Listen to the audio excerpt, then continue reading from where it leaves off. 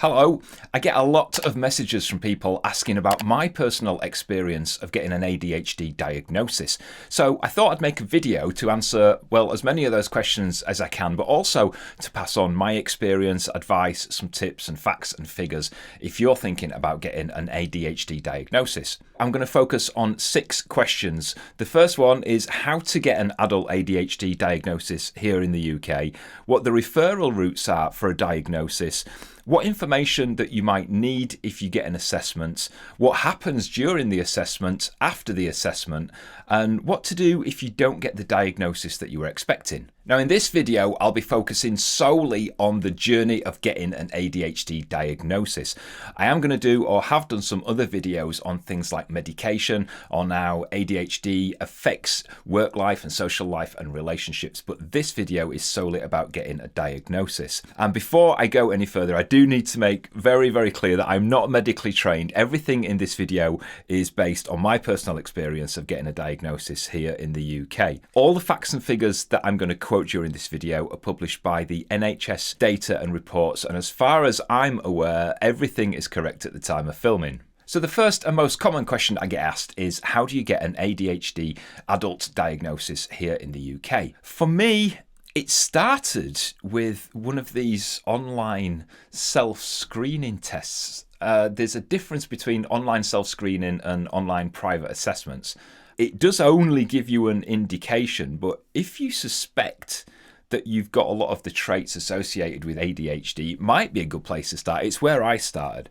It asks you a lot of very common questions about traits that people with ADHD experience. And I mean, don't use it to self-diagnose by any means, but for me, it was like, should I take this further? And I think I wanted a little bit of clarification in my own mind before I went to see a GP. So I did the self-screening and I was off the scale.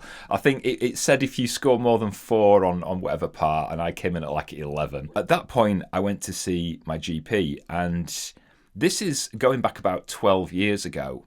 And my GP knew that I had mental health issues, but I don't want to sound disrespectful to them, but I was never really taken that seriously. I went in armed with the results from the self-screening and lots of other things that I'd written down about my traits and my history and problems that I'd had. I felt quite defensive. I don't know why. I was right to feel defensive because the GP that I saw initially was quite dismissive of it. I mean, I know in 2013 ADHD wasn't the big thing that it is now, but it was certainly known about and people were getting diagnosed. Because they were so dismissive, I felt that I had to prove myself. And so I showed her all the information, and eventually she did a similar online test. It was the same thing. I was off the scale. GPs can't diagnose ADHD. They have to refer you. The problem I had at the time is that only a handful of NHS trusts were doing diagnosis for ADHD or autism. My primary care trust in Yorkshire wasn't one of those that was offering ADHD assessments. So back then, my GP had to send an out-of-area referral to the nearest, which was in Sheffield. But that meant that the West Yorkshire area had to pay for it, which it was all accepted, and I got the referral. At that point, that's when I kind of felt the journey had started. I felt like I was being taken seriously. And it didn't actually take that long. I think it was about 3 months. And I'll talk more about the actual assessment in a later question, because at this point, there's a few routes that people can take after they've seen the GP if they want a diagnosis, or if the GP won't refer them for a diagnosis. So that kind of moves on to question 2.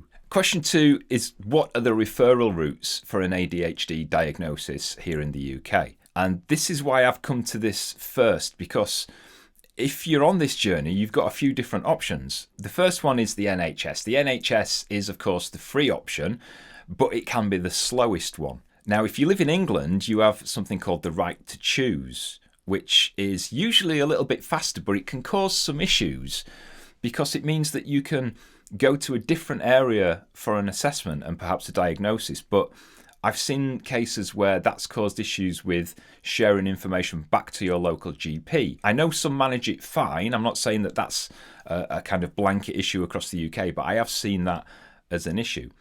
Then, of course, you've got a private assessment. Now, this is the most expensive, but it's a lot faster. Private assessments can be anything from £700 to £1,500 here in the UK. And then you've got a private prescription for any medications that that particular clinic might prescribe you, which you'll usually have a prescription fee and then a fee for the drugs, which again can be anything from £50 to £125 or more every month. And that can add up, especially if you've not got much money. The other problem with that is, again, if it's a private assessment and prescription, your local GP might not take that prescription over so that you get it cheaper on the NHS. Some will. I'm not saying, again, that it's a blanket thing, but I've seen that happen before. When I was researching the waiting times for the NHS, because if you remember, mine was about 3 months, I couldn't find like a national average waiting time. And it does differ from health authority to health authority. In England, as of May this year, and this was filmed in 2025, there was about 549,000 people waiting for an ADHD assessment. Bizarre, isn't it? It's a lot of people. 45% of those have been waiting over a year. 10% of them have been waiting 3 years or more, which is just... There's an independent ADHD task force, and that report says that waiting times of 8 years are going on in some areas of England. 8 years. The worst one I saw was from Leeds and York Partnership ADHD service, and they're actually quoting as saying someone joining the list right now could take well over 10 years to be seen for an adult ADHD assessment. So it's no wonder that people are using Right to Choose and taking private assessments, is there? So NHS waiting times, from what I've seen on NHS data, can be anything from 12 months up to 10 years plus. It's not really much better in Scotland, which is where I live now. I got my NHS diagnosis in England in 2013, but of course I live in Scotland now. And it's a little bit different here in Scotland. You still go and see your GP. We have local NHS services. You can get private assessments. We don't have Right to Choose here in Scotland, and NHS doctors might not accept prescriptions from private assessments. Really, there's only two ways to go. There's the GP route through your local health authority in Scotland, or the private assessment route. I see online when I talk about this to other people, and I do blogs and write magazine articles and things, we sometimes get comments from people who are saying, oh yeah, that's because everybody's got ADHD nowadays. And it infuriates me because there's so much misinformation out there about ADHD and getting a diagnosis, and it's not everywhere. I think people are just, like me, are just talking about it more. It's about awareness. Awareness doesn't create a condition that everybody's suddenly got. It uncovers it. And it's not that people are jumping on the bandwagon. I think they're watching videos like this, seeing what other people like me and you probably are going through, and recognizing themselves. They're becoming aware of it and then seeking help and seeking a diagnosis. Whichever route you take for an assessment and a diagnosis, eventually you are going to be sat in that assessment or on a video call with somebody. The assessment itself is something that I think a lot of people don't think about, or they underestimate what's going to happen. And that brings me on to question 3, which is, what information do I need for the ADHD assessment? You see, when you get in there, or if you're on this video call, it's not just a chat about focus and attention. It's like a detective exercise that digs right into your history, and it goes right back to when you were younger. When I was waiting for my referral, so I got the date, I think I got the date in probably December for February. And that gave me a few weeks to prepare. And when I got the date, I got a list of questions that I had to answer. But I also wrote down a load of other stuff. And I remember sitting down and writing all about the things, habits and symptoms and things that people have said to me over the years, and going right back to my childhood about things that possibly were caused by ADHD that I always either got into trouble for or found difficult. And then as I grew up, things like problems that affected my work. So I'm unemployable. Anybody that's tried to employ me. Like studying and family and relationships. And I had lists and lists of stuff ready to take with me to the assessment. I was literally, I think, trying to write down every example I thought ADHD was impacting my life. And I don't know what that's because I was wanting to prove myself, because of my previous experience of being dismissed by GPs and health professionals before. I don't know whether it was that or I was just so desperate to get an answer to everything that had been going on and making life difficult for all this time. I found out that my GP had sent a lot of notes, especially stuff that was focusing on my previous mental health issues, all the things to do with anxiety and depression. When I was reading it, stretched right back to when I was about 7 or 8 years old. And it's weird because I do remember being seen by a psychologist when I was really young, at that time, 7 or 8. I think some people take school reports, you can take your notes from therapy sessions,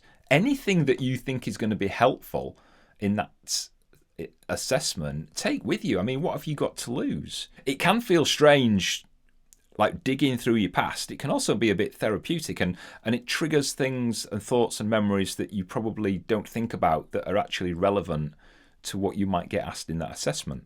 So you got your referral, you got a date, however many years you might have had to wait for it, and you've got all your information ready, and you're on your way to the assessment. And this is a very common question I get asked, which is what actually happens at your ADHD assessment?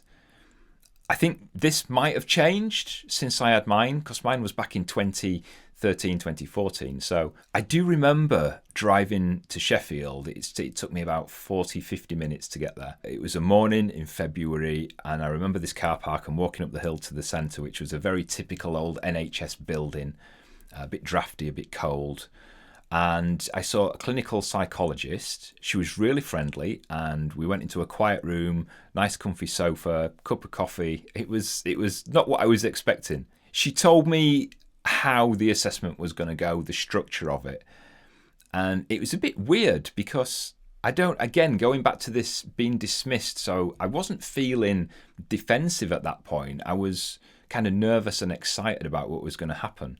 I think I might have been expected to be tested.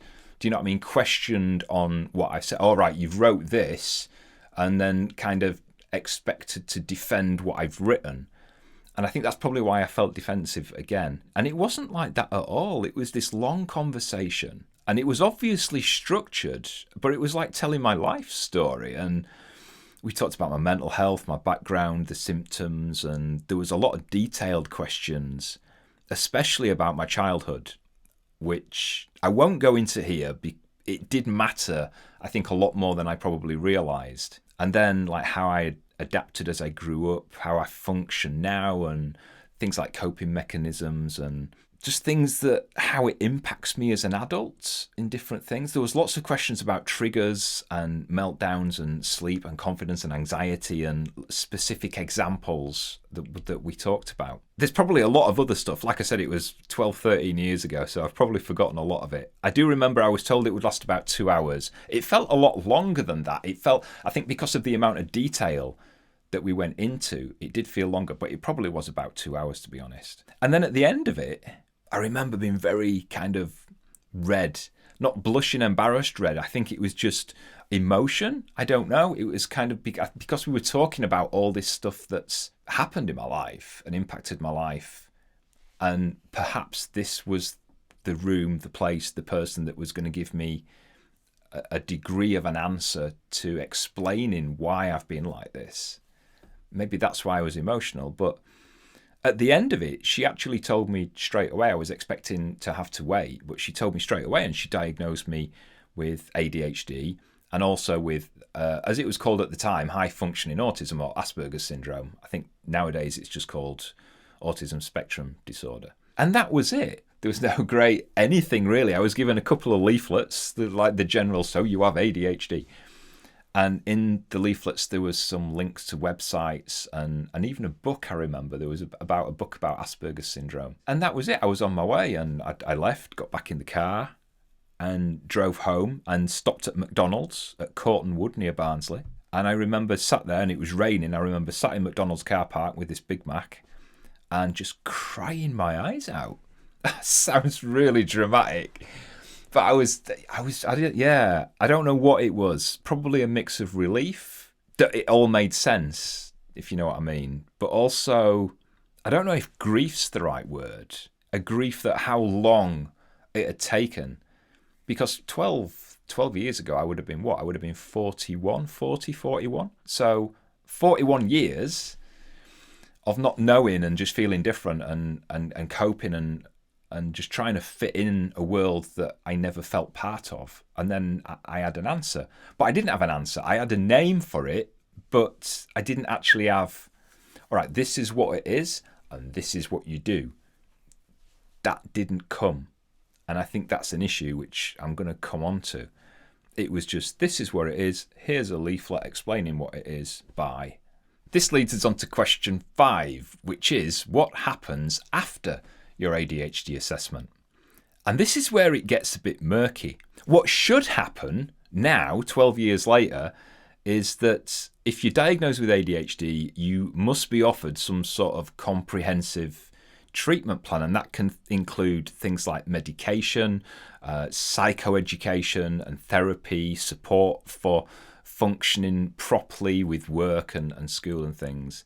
Your GP can't just ignore it. And if your local services can't deal with it, they've got to refer you to somebody that can. I think for me and a lot of people that I've spoken to, we got the same thing. We got the diagnosis and then that was it. I got a letter a few weeks later, and I mean, it was like a 12-page report detailing everything we'd spoken about. And then at the end of it, there's some recommendations, but there was nothing in there about medication. There was a recommendation that I have a follow-up at Sheffield. Now, if you remember, I said earlier on that my health trust had to pay Sheffield's health trust to give me the assessment, which they agreed to do. My clinical psychologist recommended a follow-up, but that meant that my trust had to pay their trust for that. And then my trust refused and said no. It was also in the report, it was recommended that I get some therapy sessions from the same services. They refused funding for that as well. So I got the assessment and then that was it, nothing. They weren't talking to each other. The trusts didn't share that information. Things should be different now, but I hear from people that it isn't in some cases. And the problem is that without that follow-up treatment, without the therapy, without the ADHD meds, people can fall through the gaps like I did for years. I mean, I'm 53 now, and this started when I was 41. So for 13 years, well, 12 years, nothing. You're left to it. So what's the point in that case of getting a diagnosis if nothing comes from it? I don't get that. A lot of people, including myself, end up self-researching. We do our own research online. I don't know how long I've spent reading research papers and forums and talking to people. Some people go for a private assessment because the NHS isn't working for them, or they go back to the NHS if the service improves, which it isn't. It's getting worse. If that's where you are now, don't give up. Keep pushing. System might not have caught you, or it might have caught you and then let you down, but there is support out there, even if it's researching the information yourself so that you can learn how to deal with it and cope with it yourself, which is what I did. And I'll talk about that in a separate video on how I got that information, went to the NHS and fought the NHS to get on medication, which I'm now doing. And it took a year to do that. It wasn't pleasant, but it's something that anybody can do if they need to do it. Now, there is another way that this could wind up, and that is that you don't get an ADHD diagnosis. You go through the system and the process and get to an assessment. So question 6 is, what happens if I don't meet the criteria for adult ADHD? What else could it be? The diagnostic process and the assessment follow really strict clinical rules. I'm not going to go into those rules. There's different variations of them. When you're sat having your assessments, the person that's doing the assessment, they're looking out for very specific symptoms, not just from now, but going back to your childhood. And they've got to cause significant functional impairments. It is like a test.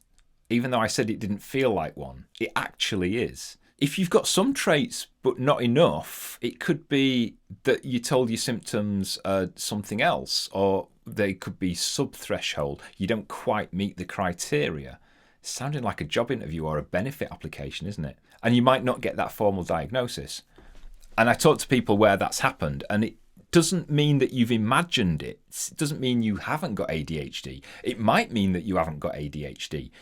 But it can be crushing if you've waited that long for an assessment and then you get told, no, it's not ADHD. You'll still get a report that's telling you what the psychologist thinks, and that evidence might come in useful if you decide to pursue some sort of diagnosis, and you might get referred somewhere else. I don't know, but don't see it as a failure. Just see it as part of that journey. At the end of the day, you wouldn't want to be diagnosed with something that you haven't got for the sake of it, because if you end up on meds or certain sorts of therapies and it's not ADHD, that could actually make things worse. I hope this has been useful. And if you've got any questions at all about my journey and my diagnosis, I can't answer things about NHS Trust, but I can give you my experience, and I'm happy to do that. Drop your question down in the comments. I'm going to do other vlogs about my journey on ADHD meds, which I started about a year ago. I've already done a couple of vlogs on the early meds that I tried. One was atomoxetine, one was Elvance, then Ritalin. I'm now on a different one. So I'm going to keep doing those vlogs. They are separate if you want to know about the medications. I'd be interested to know how long you've been waiting, if you are waiting for a diagnosis, and if you did, what support did you get after? Did you get better support than me and a lot of other people? And how's life for you now after you were diagnosed? Let me know. Drop your thoughts and questions in the comments. I'd love to hear it. It's all good for everybody else that's watching and reading and learning about this process too. And that's it from me. I will see you next time. Take care of yourself. Bye-bye.